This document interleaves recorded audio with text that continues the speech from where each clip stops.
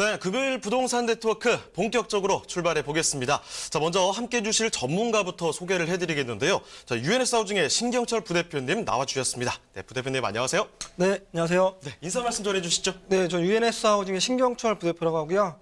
이 이제 경기 변동이 이제 불확실성이 이제 확대되는 가운데 이제 그 어떤 부동산을 투자해야 될까 말아야 될까 할 땐 기준이 중요한데요. 이 기준과 철학을 세우는데 조금이나마 도움이 될 수 있도록 열심히 한번 해보도록 하겠습니다.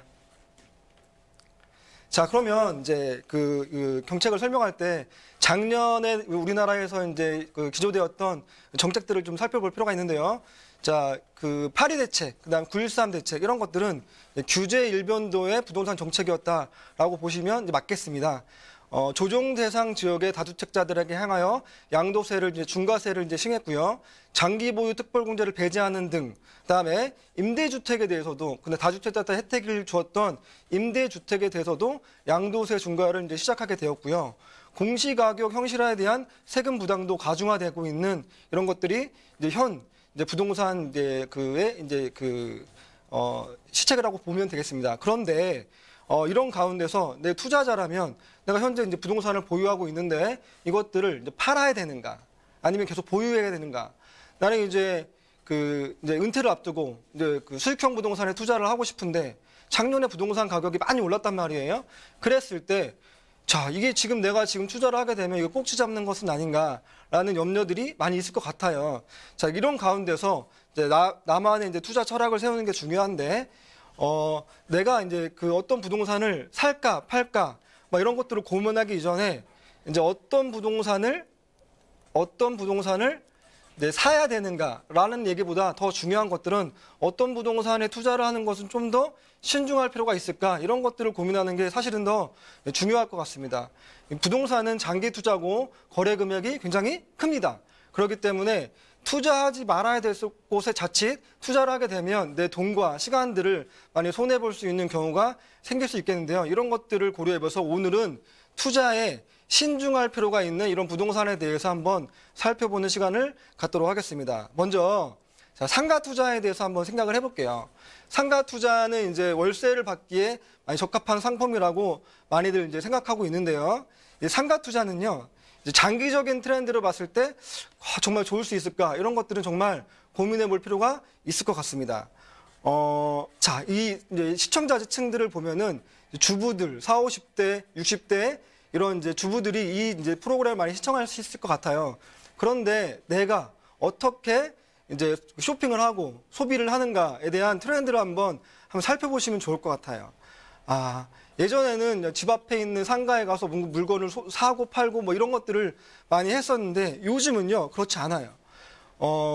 이제 대기업에 있는 집합 상가에 가서 이제 뭔가를 이제 산다든가 아니면 그나마도 귀찮으니까 집 앞에 리모컨으로 홈쇼핑을 본다든가 아니면 SNS로 이제 이런 것들을 찾는다든가 이런 것들을 보면서 과연 2년 후, 4년 후, 10년 후에도 장기적으로 이런 상가가 계속 괜찮을까 이런 것들은 정말로 고민해 볼 필요가 있을 것 같습니다. 그 다음에 오피스 빌딩에 대해서 한번 생각해 볼게요. 오피스 빌딩이 뭐냐면 여러분 우리나라 사람이 제일 좋아하는 꼬마 빌딩도 다 포함하는 이런 것들이에요. 우리나라 사람들이 워낙 이런 꼬마 빌딩이라든가 오피스 빌딩 이런 것들을 좋아하다 보니까 작년에 가격이 많이 상승했어요. 무려 8.5%나 상승을 했단 말이에요.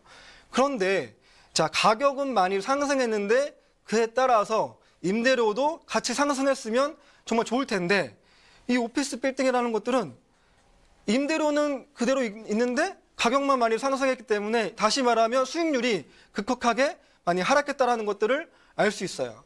그 다음에 자, 올해부터 내년, 그 다음에 내후년까지 해서 자, 여의도라든가 강남이라든가 이런 중심지에 있는 오피스의 공급량도 계속해서 늘어날 것으로 전망이 되어지고 있어요. 그렇기 때문에 자, 수익률과 공실률 이런 것들을 고려해 봤을 때 과연 오피스 빌딩이 좋은 투자처가 될 수 있을까 이런 것들도 다시 한번 고민해 볼 필요가 있다는 거죠.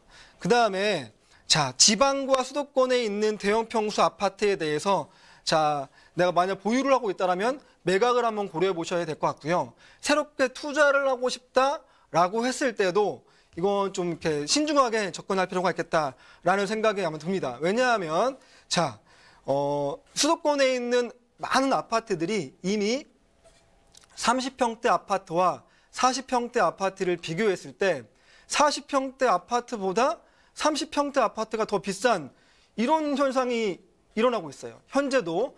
자, 그런데 이게 말이 사실 안 되는 거잖아요. 40평대 아파트가 당연히 들어간 자재비, 인건비, 평수, 땅 지분 이런 것들을 고려했을 때 당연히 더 비싸야 됨에도 불구하고 30평대가 더 그 가격 역전하는 현상이 일어나는 게 왜 이런 일이 일어났을까 고민해 볼 필요가 있으세요. 자, 우리나라의 인구의 구조는 5인 가족 중심에서 1인 가구, 2인 가구로 급격하게 개편되고 있고요. 향후 10년간 현재보다 훨씬 더 많은 사람들이 인구 구조가 1인 가구, 2인 가구로 재편될 거예요. 결국 가격이라는 것은 부동산도 마찬가지로 수요와 공급에 수렴하게 되어 있는데 40평대, 50평대, 60평대 아파트를 원하는 수요층들이 사실 많지 않을 거란 얘기죠. 앞으로도 마찬가지고 그 다음에 3기 신도시가 작년 말에 이제 그 발표가 됐어요. 다 수도권 지역이죠. 서울에서 인접한. 자, 그런 곳에도 계속해서 공급이 수도권과 지방 쪽에 많이 몰리다가 보면은 공급은 더 늘어나는데 대형 평수 아파트에 대한 그런 수요층들은 더 줄어들기 때문에 앞으로 가격이 어떻게 될 것인가 이런 것들은 좀 더 신중하게 접근할 필요가 있겠다라고 정리하겠습니다. 그 다음에 하나 더 이제 우리나라 사람들이 많이 좋아하는 재건축 아파트예요. 재건축 아파트를 통해서 그동안 많은 분들이 이제 그 자산 축적을 했고 투자에 대한 많은 이제 좋은 경험들을 가지고 계실 거예요. 하지만 자, 올해도 정말로 앞으로도 계속 이 재건축 아파트가 괜찮을 것인가 이런 것들은 좀 더 고민해보고 넘어갈 필요가 있을 것 같아요. 특별히 이제 아직 관리 처분 인가도 나지 않았고 사업 시행 인가도 나지 않은 시행 초기에 있는 재건축 아파트들은요 많은 고민을 할 필요가 있어요. 자, 서울에 있는 예에 한번 예를 들어보자면 자, 아파트 가격은 한 15억, 17억 이 정도 하는 그런 아파트들이 있어요. 그런데 이런 아파트들이 실제로 전월세가를 살펴보면 전세가가 3, 4억밖에 되지 않아요. 전세가와 매매가의 차이가 뭐 10억 이상 나는데도 꽤 많이 있다라는 거죠.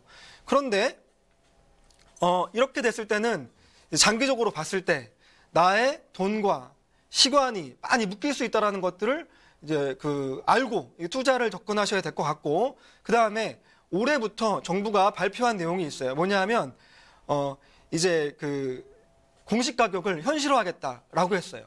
그러면 내가 살 때 또 마찬가지고 보유하고 있을 때 재산세와 종부세에 대한 부담이 점점 더 늘어날 수밖에 없겠죠. 게다가 초과이익 환수제라든가 양도세, 다주택자의 양도세, 중과세라든가 이런 것들을 고려했을 때 과연 내가 이 10억 이상 되는 돈을 투자했을 때 그게 만약에 올랐다고 하더라도 세금을 빼고 나면 과연 나한테 이렇게 남는 돈이 수익이 얼마나 떨어질 수 있을까 이런 것들을 좀 더 고민하면 이제 투자에 좀 더 신중할 수 있겠다라고 이렇게 정리할 수 있겠습니다.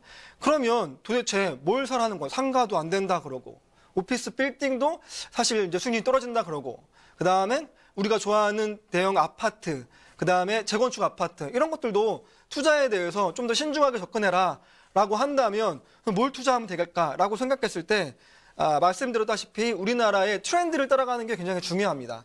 자, 1인 가구, 2인 가구가 많아진다라고 하면은 대형 평수보다는 소형 평수에 좀 더 집중할 필요가 있을 것이고 그 다음에 소형 평수라고 하더라도 공급이 많이 늘어날 여지가 있는 수도권과 지방보다는 서울 중심의 역세권 자, 1인 가구, 2인 가구가 좋아하는 뭐 스타벅스라든가 맥도날드라든가 올리브영이라든가 이런 편의시설과 예술, 그 다음에 일자리, 그 다음 이런 문화에 대한 인프라를 두루 갖추고 있는 서울 중심의 역세권으로 투자를 좀 이제 집중해 볼 필요가 있겠다라는 생각이 들고요. 특별히 자, 오래된 그런 주택들보다는 신규 주택, 이 이제 신규 주택에 대한 역설이라고 보시면 되는데요.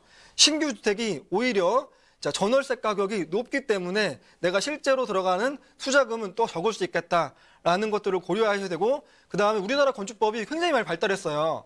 그래서 내구성이 엄청나게 좋아졌어요. 주차장이라든가 소방 설비, 그 다음에 이런 이제 단열, 방음 이런 것들에 대한 자재까지 많이 발전된 이런 이제 그런 것들을 고려했을 때 신규 주택이 오히려 투자금도 더 적게 들어가고 그다음에 자, 향후 내구성도 더 좋을 수 있겠다. 뭐 이런 내용들 가지고 이제 투자에 접근하면 이제 막 크게 엄청난 이제 1억 천금을 벌지 못하더라도 실패하지 않는 투자가 될 수 있겠다. 이렇게 정리하도록 하겠습니다.